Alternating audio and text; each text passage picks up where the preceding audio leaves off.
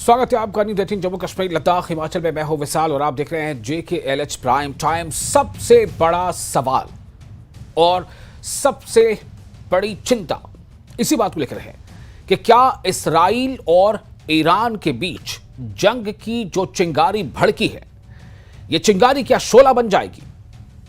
क्या ये जंग जो अभी शुरुआती मोड़ पर है, क्या ये और आगे बहुत तेज होगी? क्या यह जंग इस तरह से भड़केगी कि अपने आसपास कई मुल्कों को इस पे शामिल कर लेगी? क्या इसका असर पूरे मध्य पूर्व एशिया पर होगा? क्या इसके असर से यूरोपियन कंट्रीज जो है वो भी पीछे नहीं रह पाएंगे? आखिर किस मोड़ तक ये जंग जा रही है? एक तरफ तो ईरान परमाणु समझौते को लेकर अमेरिका के साथ बातचीत कर रहा था, बातचीत 6 राउंड तक पहुंच चुकी थी। दूसरी तरफ जो डोनाल्ड ट्रंप का स्टेटमेंट आया था, जो उन्होंने ट्रूथ सोशल मीडिया पर लिखा था कि 60 दिनों का वक्त था ईरान के पास, लेकिन शायद उस पर उस तरह से बात आगे नहीं बढ़ी। और जब इसराइल ने हमला किया तो अमेरिका के सदर ने कहा कि यह तगड़ी चोट है ईरान पर और मुझे लगता है कि ईरान अब समझौता के टेबल पर आगे आएगा। लेकिन हुआ क्या? ईरान ने कहा कि यह हमारे सॉवरेनिटी पर हमला है और ईरान ने इसका जवाब दिया, जवाबी हमला किया। ईरान ने पलटवार किया, जवाबी हमला किया, चूंकि खुमैनी ने कहा था कि दरअसल इसराइल ने ईरान पर हमले करके एक ऐसी हरकत को अंजाम दिया है कि जिसकी सजा उसे बहुत जल्द और बहुत सख्त दी जाएगी। इसराइल ने बहुत ही जबरदस्त हमला किया था ईरान पर। इस हमले में कई फौजी तनसीबात को निशाना बनाया गया था, जो न्यूक्लियर मराकज थे उसे निशाना बनाया गया था, न्यूक्लियर साइंसदानों की मौत हुई और जो ईरानी रिवॉल्यूशनरी गार्ड जो उनकी सेना है उसके चीफ की भी इसमें मौत हो गई और भी कई दूसरे अफसरान की मौत हो गई। लेकिन उसके बाद ईरान ने कहा है कि अब बातचीत का कोई मतलब नहीं रह जाता, चूंकि ईरान ये मानता है कि दरअसल एक तरफ बातचीत की कोशिश थी, लेकिन पसे पर्दा इसराइल को अमेरिका की शह हासिल थी और उसी शह का नतीजा था कि इसराइल ने ईरान पर हमला किया। बात यहां तक पहुंची कि ईरान ने भी जवाबी हमला किया और जवाबी हमला इस तरह से किया कि सवाल उठने लगे कि क्या आयरन डोम पूरी तरह से नाकाम हो गया, या क्या आयरन डोम ने बहुत हद तक कामयाबी दिखाई, लेकिन उसके बावजूद कई मिसाइल ईरान की तरफ से जो दागे गए थे वो तेल अवीव पर गिरे और दूसरे शहरों पर गिरे और कई तबाही के मनाजिर देखे गए, ऐसी तस्वीरें सामने आई। अब सवाल यह पैदा होता है कि एक तरफ जहां इसराइल ये बार बार कह रहा है कि हम अपने लिए खतरा ईरान का जब तक हम उसे कमजोर नहीं कर देते, जो ईरान की जो न्यूक्लियर प्रोग्राम है वो हमारे लिए खतरा, हमारे वजूद के लिए खतरा है, जब तक उसे पूरी तरह से खत्म नहीं कर देते हमले जारी रहेंगे। यानी ऑपरेशन जो उसने बताया कि रेड राइजिंग लायन जारी रहेगा, वहीं दूसरी तरफ ईरान ने भी पलटवार किया और इस पलटवार में भी तबाही के मंजर देखे गए। इसराइल पर मिसाइलों की बारिश कर दी गई। तो क्या ऐसे में यह सवाल अब सबसे बड़ा हो गया है कि क्या ये जंग अब यूं ही तेजी के साथ आगे बढ़ती रहेगी, या फिर वर्ल्ड कम्युनिटी को शायद इस बात का एहसास होगा कि ये वर्ल्ड के अमन के लिए कहीं ना कहीं घातक हो सकता है, खतरा बन सकता है। हालांकि ईरान ने यह चेतावनी भी दी है कि इसराइल पर अब ईरान के जवाबी हमले को रोकने वाले जितने भी देश होंगे उनके ऊपर भी हमला किया जाएगा, यानी उनके जो इलाकाई जो अड्डे हैं उनके अड्डों को भी ईरान निशाना बनाएगा। तो इसी पर आज बातचीत करेंगे। आप बने रहे हमारे साथ, देखें JKLH प्राइम टाइम।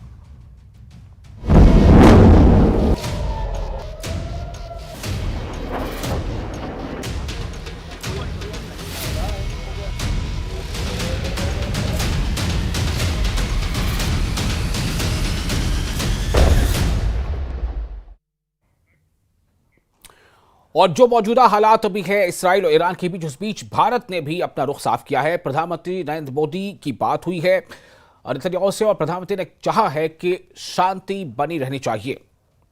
सवाल ये पैदा होता है कि आखिर क्या ये जो अब हालात नजर आ रहे हैं, जो दिखाई दे रहे हैं, वो शांति की तरफ बढ़ रहे हैं, या फिर ये कि मजीद तेज होती जंग की तरफ कदम बढ़ते जा रहे हैं?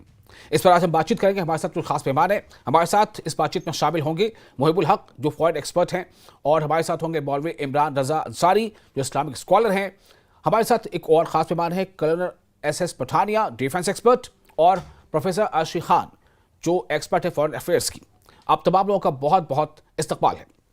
सबसे पहले मैं आपके पास आना चाहता हूं मौलवी इमरान रजा अंसारी साहब, हमें सिर्फ थोड़ा ये ब्रीफ कर दें आप सबसे पहले कि इस वक्त जो हालात है वो क्या है, ईरान के सामने ये कितनी बड़ी चुनौती है और ईरान किस दहाने पर खड़ा है। बहुत बहुत शुक्रिया विशाल साहब, आपने मुझे मदऊ किया इस प्रोग्राम में। देखिए, इस वक्त जो ईरान की इंटरनल सिचुएशन है उसमें अभी भी इज़राइल के जो तैयारे हैं वो अभी भी हमला कर रहे हैं। अभी 1 घंटा पहले इज़राइल ने एक बिल्डिंग पर जो मिसाइल लगाए हैं, वो एक मस्कूनी बिल्डिंग है, जो एक प्राइवेट बिल्डिंग है, एक रोड है तेहरान में, उसको चमरान कहते हैं। अगर आप उसके मंजर देखेंगे, अगर आप मनाजिर देखेंगे, वहाँ छोटे छोटे बच्चे 3 महीने से लेकर 8 महीने 9 महीने के बच्चे, उनकी माएँ उस बिल्डिंग में थी। अगर आप देखेंगे कि क्या उस बिल्डिंग का उन्होंने क्या हाल किया है। देखिए, इज़राइल इस वक्त मुझे लगता है कि जो ईरान ने कल जवाबी हमला, कल शाम को जो ईरान ने जवाबी हमला किया इज़राइल पर, तो मुझे लगता है उसकी बौखलाहट में इज़राइल इस वक्त ऑल आउट चला जा रहा है। लेकिन यहाँ से ईरान भी तैयारी में है। ईरान 2 दिन पहला वाला ईरान नहीं है। ईरान ने अपना जो स्ट्रक्चर था उसको दोबारा मजबूत करके वो बाज़ाब्ता तौर पर इज़राइल के खिलाफ तैयार हैं। और मुझे नहीं लग रहा है कि ये शॉर्ट हॉल है, ये मुझे लगता है ये जंग अभी जारी रहेगी। जी, कर्नल साहब, मैं आपके पास आना चाहूंगा। हमारे साथ जो अच्छा खासा पैनल मौजूद है, पहले मैं आपसे जानना चाहता हूं कि इस वक्त आप क्या देख पा रहे हैं, किस तरह से ये मिड ईस्ट को पर ये जंग जो है एक तरह से ये क्या फैलेगी और आगे, क्योंकि इसराइल ने अटैक किया, ईरान ने उसे अपनी सॉवरेनिटी पर हमला माना और ईरान ने जवाबी हमला कर दिया। तो ऐसे में जो अमेरिका जो जिस तरह से कह रहा है, या डोनाल्ड ट्रंप ने जो ये बात कही थी कि अब मैं समझता हूं कि अब समझौते की टेबल पर ईरान आएगा, ईरान का कहना है कि अब बातचीत कोई फायदा नहीं है। आप क्या देख रहे हैं, ये किस बोर्ड पर है? देखिए सर, इसमें आप थोड़ा सा पहले अगर आप बैकग्राउंड पे जाएं जी। बैकग्राउंड का मतलब ये है कि अगर हम देखते हैं इस समय इजराइल और हमास के बीच में पिछले तकरीबन 2 साल से जंग चल रही है जी। और हमास को और हिजबुल्लाह जिसके खिलाफ इजराइल लड़ रहा है, ये दोनों को माना जाता है कि ये ईरान की प्रॉक्सी है।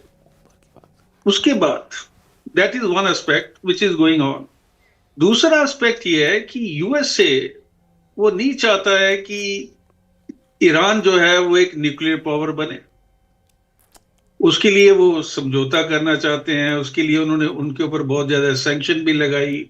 और अभी शायद उनको ये या तो मोसाद को या सीआईए को और जो इंटरनेशनल एटॉमिक एजेंसी है उसने भी ये बयान दिया है कि Iran is in the verge of making a nuclear bomb.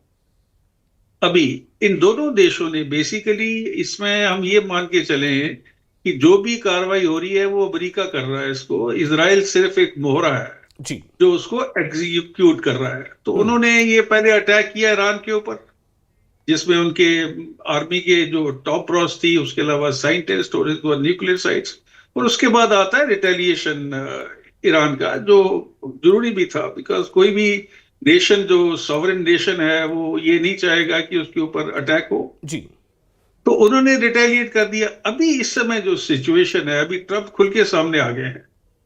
उन्होंने ईरान को वार्न करना शुरू कर दिया है कि आप जो है संभल जाइए, अदरवाइज नतीजे आपके लिए एक अच्छे नहीं होंगे। अभी आप ये देखिए, अगर हम बात करते हैं यूएसए की जो प्रेजेंस है मिडिल ईस्ट में, वो कई जगह उन्होंने अपने अड्डे बनाए हुए हैं। इजराइल उनके पास है, उनके पास पैसे की कमी नहीं है, स्टेट ऑफ आर्ट वेपन्स की कमी नहीं है जी। और उसके बाद इजराइल के पास न्यूक्लियर बॉम्ब है, ये भी आप मान के चलिए। ईरान शायद कोशिश में है या बना चुका है, आई don't know about it, but officially उनके पास अभी न्यूक्लियर बॉम्ब नहीं है।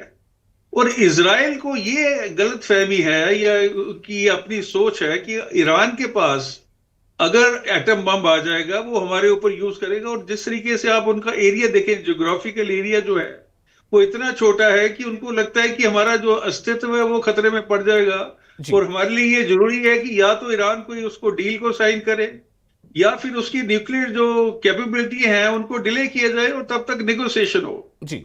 अभी अगर हम वॉर वेजिंग कैपेबिलिटी की बात करते हैं प्रेजेंट के अंदर, Israel backed by USA, Britain and western countries, they can literally ruin जी द ईरान। जी जहां तक ईरान की जहां तक ईरान की प्रॉब्लम है, जी वो सिर्फ मिसाइल या ड्रोन के साथ ही अटैक कर सकता है, क्योंकि इजराइल और ईरान के बीच में जो एरियल बाउंड्री है दैट इज अराउंड 1600 किलोमीटर। जी और जॉर्डन ने अभी ये क्लियर कर दिया है कि they will not permit their air space to be use by Iran, और उनके अगर ड्रोन और मिसाइल्स आते हैं, एयरक्राफ्ट, तो वो ले जा नहीं सकते।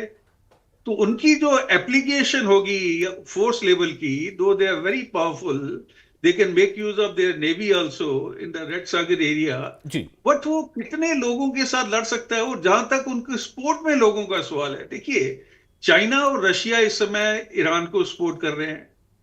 रशिया की आप प्रॉब्लम देखिए, वो ईरान से खुद ड्रोन मांग रहा है यूक्रेन से लड़ने के लिए। हम्म चाइना जो है वो उसने अपनी अपनी काफी जगह भी, अपने रिसेंट देखा होगा जो इंडो पाक हमारा जी जो वॉर हुआ था, उसके अंदर वो भी पूरी तरह इन्वॉल्व है, और उस समय ऑपरेशन सिंदूर अभी भी चल रहा है। तो ये जो है, और उसके बाद आप देखिए अगर ये धमकी दे रहे हैं khomeini साहब कि हम ना सिर्फ इजराइल को छोड़ेंगे बट उसके जो सपोर्टर्स हैं उनको भी हम नहीं छोड़ेंगे, तो मेरे को नहीं लगता है कि उनके पास इतनी कैपेबिलिटी है। Probably they are trying to bite much more what they can chew. जी सो एम ये है कि वर्ल्ड वॉर जो है शुरुआत हो सकती है, अगर कल को सारे जो नेशंस हैं वो सब कुछ छोड़ छाड़ के इसके ऊपर आ जाते हैं, तो देयर बिल्कुल। इज अ ग्रेट चलिए अभी इस पर पॉसिबिलिटी और ऑफ बात अ करते हैं। थर्ड। प्रोफेसर अर्शी खान भी मौजूद हैं, फॉरेन एक्सपर्ट हैं इस मामले पर। प्रोफेसर साहब, मेरा सवाल आपसे यही होगा कि ये सब लोग समझ रहे हैं कि दरअसल इसराइल सिर्फ इसराइल नहीं है, इसराइल सिर्फ अकेला इस जंग में नहीं है, अगर वो जंग इसको आप कहें अब, तो फिर ऐसे में क्या हालात बनते हैं जब किसी को पता है दो फरीक, यानी अगर ईरान है और इसराइल है, और इसराइल के साथ वो अकेला नहीं है, उसको हर तरह की मदद उसको मिल रही है, तो ऐसे में ईरान क्या करे? क्या ईरान इसराइल के हमले का जवाब ना दे? क्या ईरान अगर जवाब देता है तो उसके पास बहुत तरह की रेस्ट्रिक्शंस हैं, जैसे अभी पठानिया साहब ने कहा?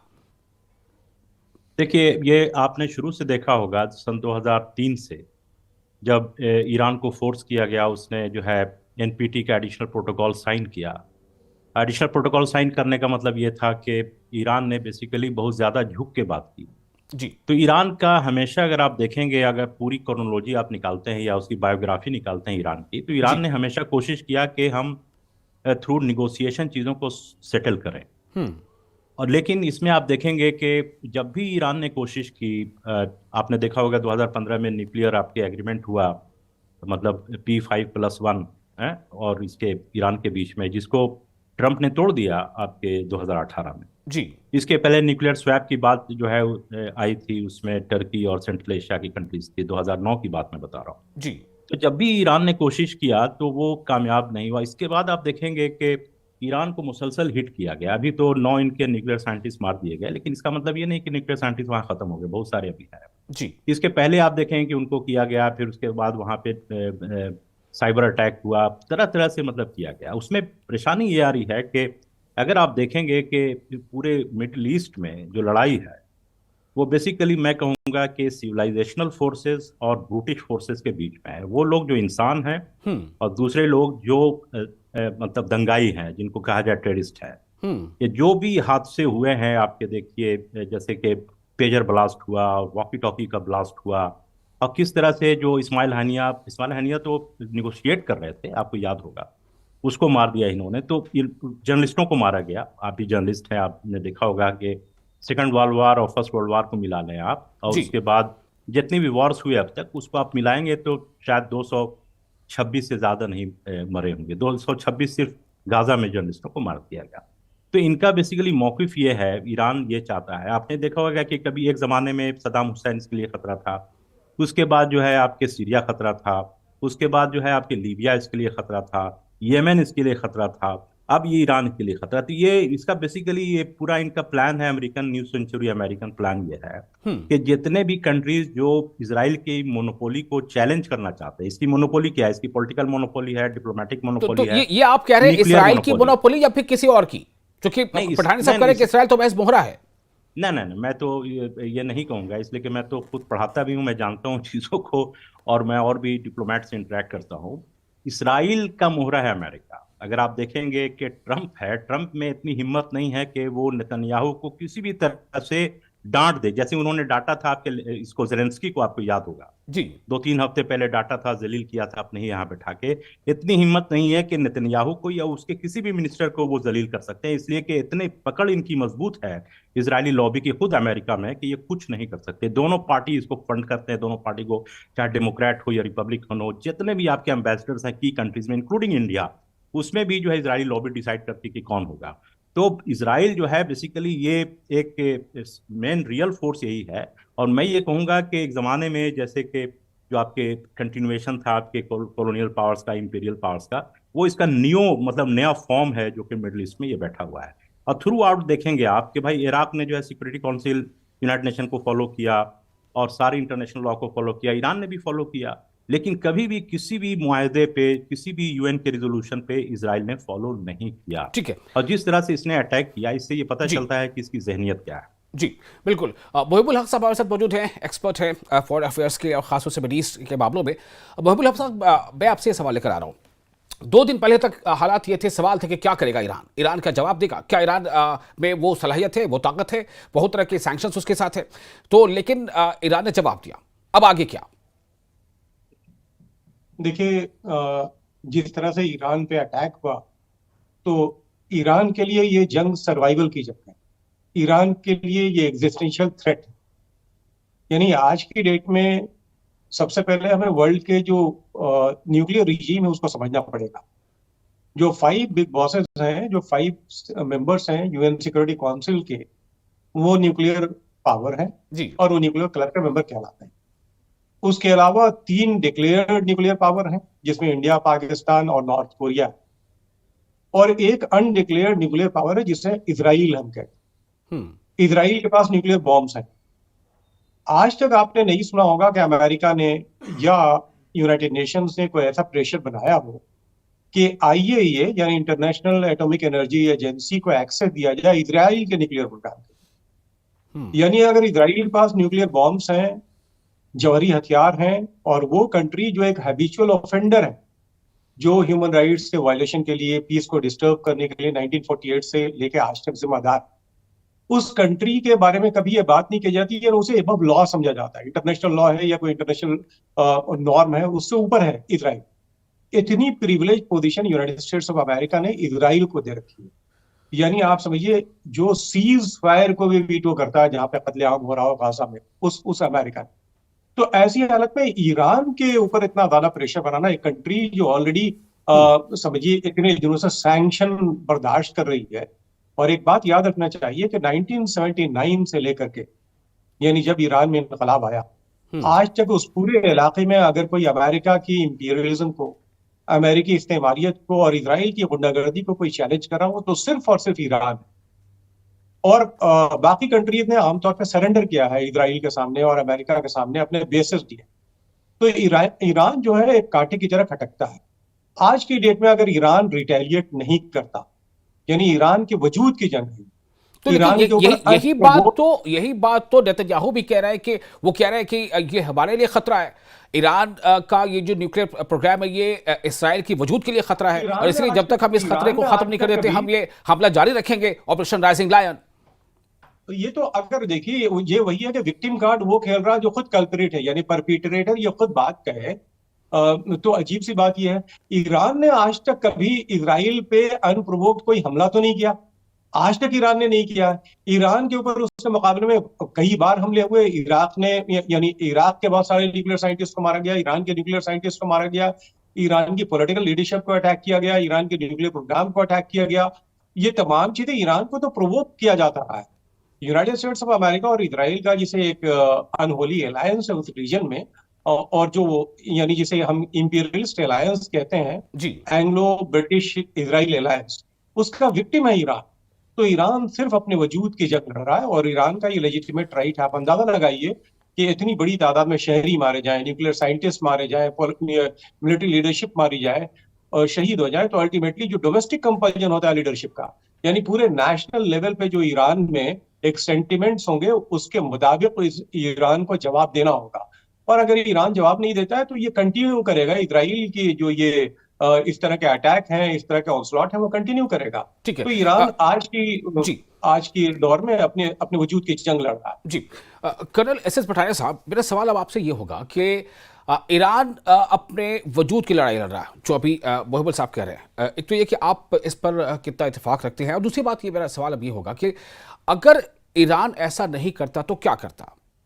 क्या उसे अब आपको ऐसा दिखता है कि जो डोनाल्ड ट्रंप कह रहे हैं कि ईरान जो है उसे अब बहुत तगड़ी चोट पहुंची, और मैं समझता हूं कि वो बातचीत के टेबल पर आएगा, लेकिन उसके बाद ही ईरान ने ये हमला भी किया है, तो ये ईरान क्या इस कैपेबिलिटी के साथ है? क्या उससे दूसरे ऐसे किसी देश का साथ मिल सकता है या मिलेगा कि वो इस जंग को आगे सस्टेन कर सके? अगर नहीं कर सकता है, नहीं साथ मिल पाता है, तो फिर ईरान के लिए क्या है, क्या बचता है?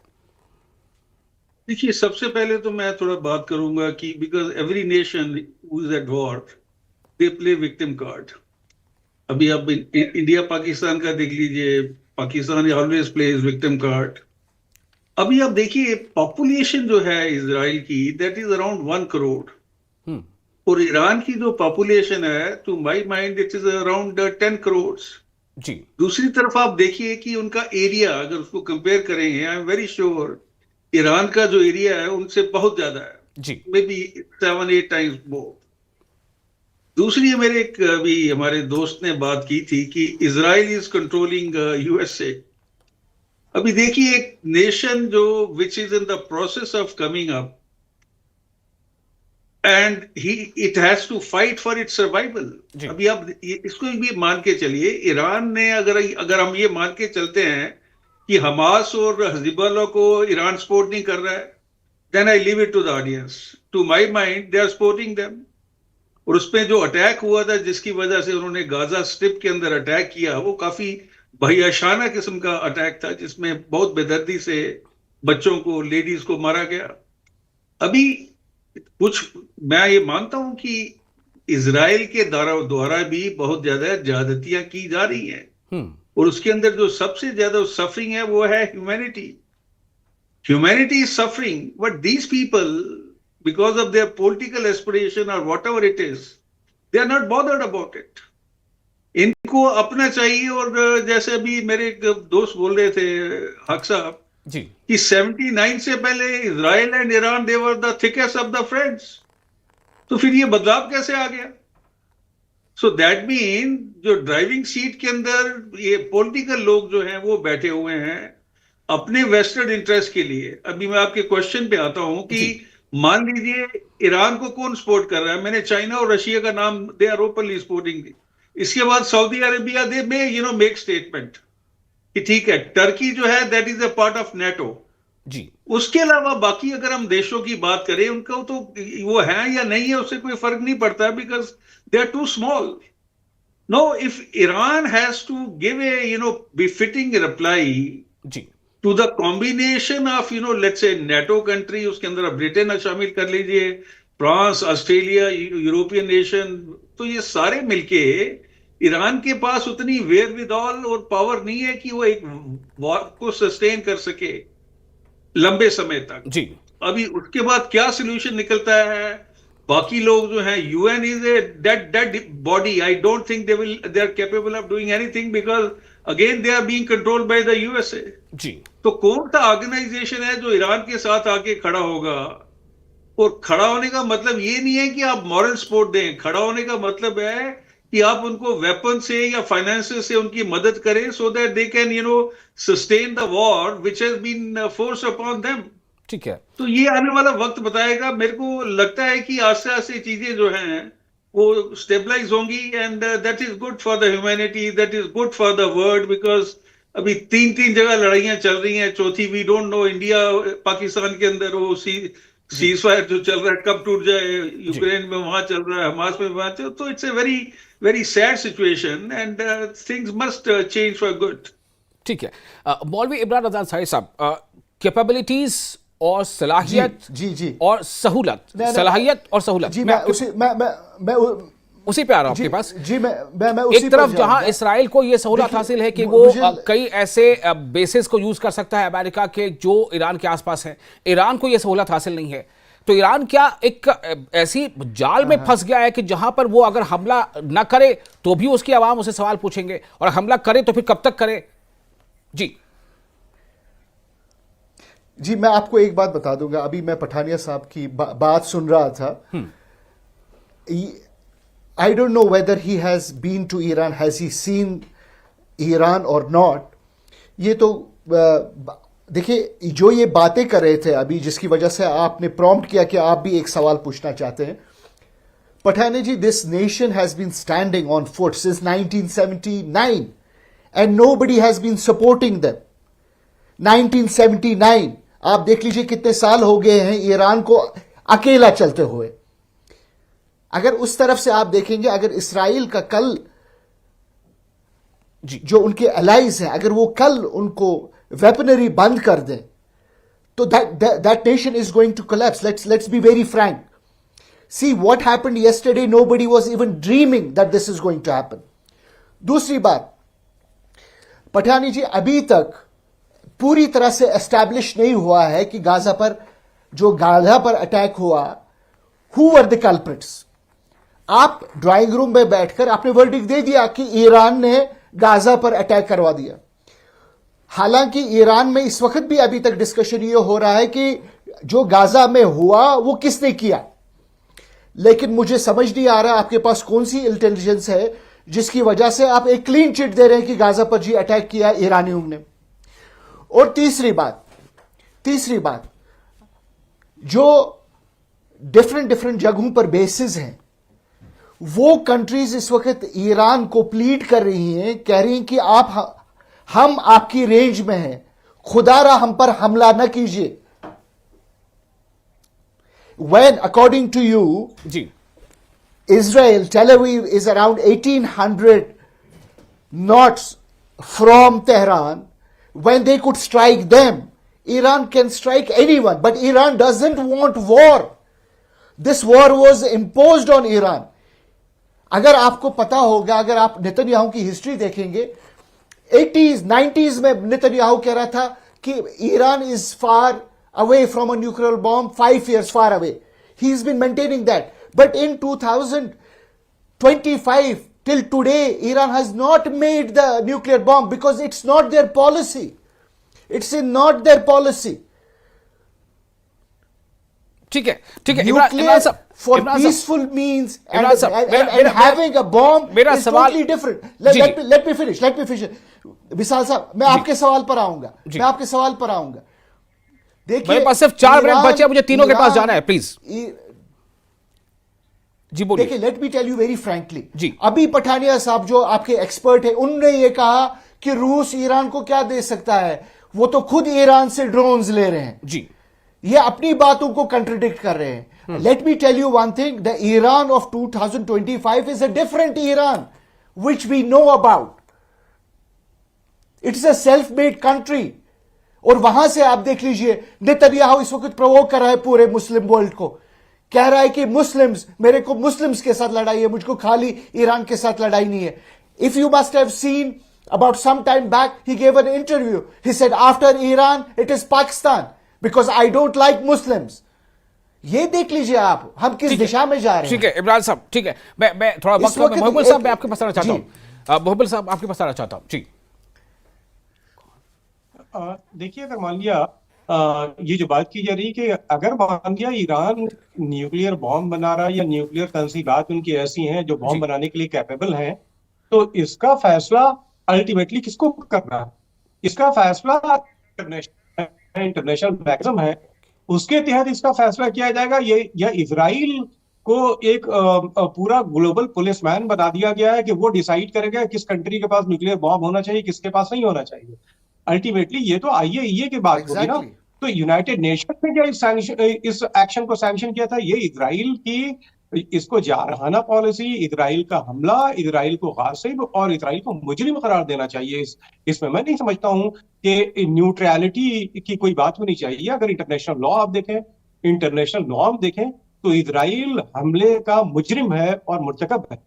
तो इसलिए इसमें तो यूनिवर्सल कंडेमनेशन इजराइल का होना चाहिए कि एक नेशन को अनप्रोवोक्ड अटैक किया है और उसमें एक बड़ी तादाद में लोगों को, सिविलियन से लेकर के और मिलिट्री और यानी साइंटिस्ट को मारा है। तो ऐसी हालत तो मैं नहीं समझता कि कोई और बात होनी चाहिए। इसमें तो इजराइल ही हमलावर है और इजराइल ही मुजरिम भी है। जी, तो मेरा सवाल एक थोड़ा इससे जुड़ा एक छोटा सा सवाल, छोटा सा जवाब भी चाहूंगा, उसके बाद मैं अपने दूसरे मार्ग पर जाता हूँ। मोहम्मद साहब, आप आगे क्या देख पा रहे हैं? मेरा सवाल यही है, कितना लंबा ये जंग खींच सकता है, ये जंग खींच सकती है, और क्या अमेरिका की इस वक्त क्या सोच हो सकती है? क्या डोनाल्ड ट्रंप या अमेरिका जो लगातार ये शबीह बनाने की कोशिश में है कि मैं जंग रुकवा रहा हूं ना कि करवा रहा हूं, क्या अमेरिका इसे डिजर्व करेगा, इसे चाहेगा कि ये जंग खींचे आगे? देखिए, मैं ये समझता हूँ कि जो हालात है उसमें इजराइल और ईरान के बीच में ये टसल है, ये उस वक्त तक कायम रहेगी अगर ईरान ने अपनी सलाहियत दिखाई कि जो कैपेबिलिटी उसने दिखाई है तेल अवीव पे अटैक करके, कि जिसे कहते हैं म्यूचुअल एश्योर्ड डिस्ट्रक्शन। जी, आज यानी रियलिस्ट स्कूल ऑफ थॉट में कहा जाता है मैड जिसे कहते हैं, यानी म्यूचुअल एश्योर्ड डिस्ट्रक्शन, के दोनों को नुकसान होगा। अगर ये इंश्योर नहीं होता और ये मालूम हुआ कि एक तरफा इजराइल जो चाहे वो कर सकता है, तो ये जंग नहीं रुकेगी। इजराइल को जो हदफ है वो उसे हासिल कर लेगा। ऐसी हालत में जाहिर से पहले ईरान के पास जो भी ताकत है, जो भी सलाहियत है, उसके मुताबिक वो लड़ने की कोशिश करेगा। और अल्टीमेटली अगर इजराइल को बड़ा नुकसान होता है तो ऐसी हालत में आप देखेंगे बहुत जल्द नेगोशिएटिंग टेबल पर लाने की कोशिश की जाएगी। और अगर इजराइल को नुकसान नहीं होता है, यानी ईरान उस पोजीशन में नहीं रहता है कि इजराइल को नुकसान पहुंचा पाए, तो ये जंग चलती रहे।